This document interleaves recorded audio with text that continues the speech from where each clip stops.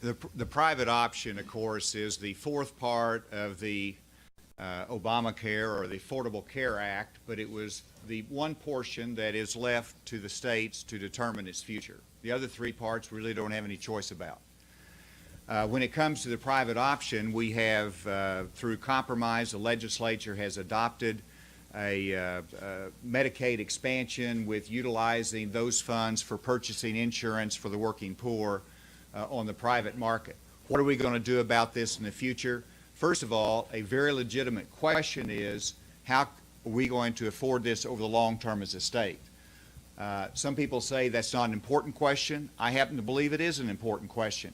Right now we're seeing that the average premium, you read in the paper today, I believe it is higher than what was expected, which means we're violating our federal waiver, which means we have to get another waiver. Are we going to be stuck with that cost?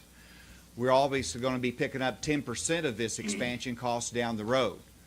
We also want to look at whether it's obviously doing a great job for our rural hospitals. We're very pleased with that. But how about the other aspects of it? Are we getting it to the right people? Is it accomplishing the objectives of the plan? I want to work with the legislature to make the right judgment in the future in terms of its cost, its affordability, accomplishing the purpose, and make the adjustments that might be needed. And one principle I have is make sure that our programs are incentive for people to work versus an incentive for people not to work. That's a value that I want to reflect. Folks, if you want to vote for someone who opposes the private option unequivocally, vote for Frank Gilbert, the Libertarian candidate. The private option is the only portion, as Asa said, of the mess called the Affordable Care Act that the state of Arkansas had any control over. And a newly minted Republican legislature, for the first time since the Yankee troops went north, came to power and voted to expand Medicare to force more people onto a large government program and to spend tax dollars as foolishly as we've seen it done in our lifetimes. The private option is a terrible idea tacked on to a disgusting idea. I would just do anything that the governor of Arkansas can to get the state of Arkansas out of this coalition with the government in Washington. If we're going to have to hook our star to the most debt-ridden government in the history of humanity, that's what we ought to do. The private option is a good choice. Otherwise, I hope you'll oppose it and vote for me. I voted against Obamacare. I was one of 3 Democrats to vote to repeal the Affordable Care Act. If you read the statement I wrote at the time of those votes, I said there were good parts and bad parts. It was simply overall too big, too costly, and not right for Arkansas. I've always believed the Medicaid expansion, the so-called private option, is one of the good parts. Quite frankly, that should have been health care reform, in my opinion. And here's why.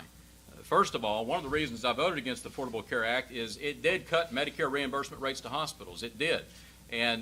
But they said they're going to make them whole again, sort of, with this Medicaid expansion, because they're going to start getting paid to treat people they were treating for free and writing off. That's why every hospital in Arkansas overwhelmingly supports the private option. States that are refusing to do it, that are turning away these federal dollars, which are your tax dollars, we're already seeing rural hospitals begin to close. Secondly, what we did here was so novel, it was bipartisan, it was market-based, it was so creative, so innovative, that we had to go to the federal government and get a waiver to be able to implement it. That's how far removed it is from the Affordable Care Act. Finally, let me tell you who we're talking about. We're not talking about people that don't want to work. They already get Medicaid. They're on traditional Medicaid. It's the people that's trying to do the right thing. Asa wants to know, we're giving it to the right people? Yes, we are. We're giving it to the people that are trying to do the right thing and stay off welfare, but they're working the jobs with no benefits. It's the right thing to do. It's fiscally responsible. It makes sense. I would have voted for it. I would have signed it. And as governor, I'll protect the funding for the Medicaid private option. One of the things, if you look at civilized nations in the world and successful nations in the world, they have universal health care. We need universal health care, but we don't have universal health care. We have Obamacare. And just quickly, what happened, Mike Ross is exactly right about the Medicaid dollars and everything. The health care bill originally, states didn't have the option.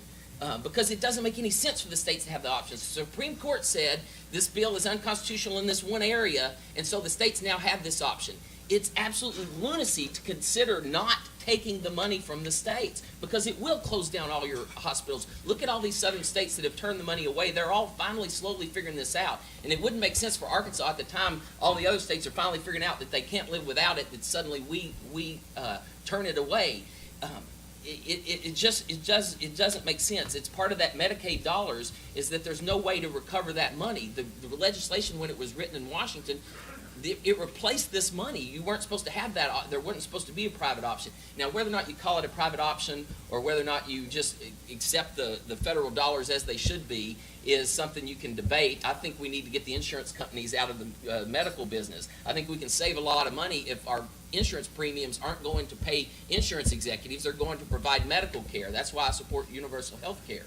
And so I think we cannot live without the private option. And in addition to all that, it's the humane thing to do. It's hardworking people who need health care. It's a no-brainer to me. When you're talking about the Affordable Care Act, one thing that's interesting to me about Mike Ross, he finds himself on both sides of an issue.